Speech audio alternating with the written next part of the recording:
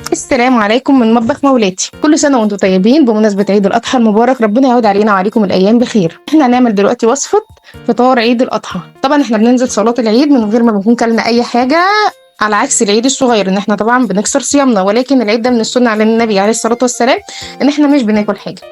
هنرجع من صلاة العيد هنذبح الأضحية بتاعتنا وناخد الكبدة وناخد قلب وناخد كلاوي، أو على حسب احنا عايزين كبدة بس مفيش مشكلة. هنقطع الكبدة شرايح ونقطع القلب ونقطع الكلاوي نفس الكلام، وناخد حتة دهن تكون حتة كبيرة شوية عشان الدهن بيدي طعم لأنه دهن بلدي. هنحط الدهن، هنقطع الدهن حتت صغيرة ونحط الدهن مع معلقتين زيت، ونبدأ إن احنا نشوح القلب الأول، بعد كده نشوح الكبدة بس تكون الكبده على نار عاليه عشان نحبس السوائل فيها.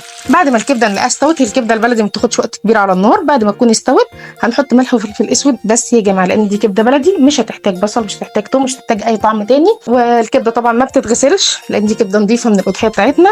دمتم بخير وكل سنه وانتم طيبين.